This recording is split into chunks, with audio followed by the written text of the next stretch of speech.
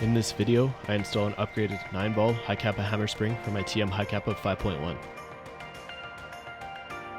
Start by taking the slide and the upper components off. Although it's not necessary, it makes it easier just to work on the lower.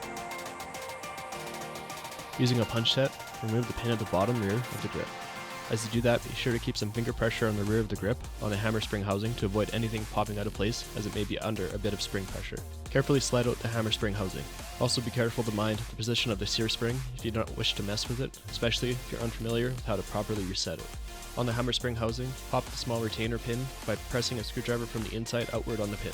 Do a little better than I did and just keep your thumb over the hammer spring housing to avoid the spring and end cap ejecting. Simply swap the hammer spring for the new one at this point. Replace the housing cap and the set pin.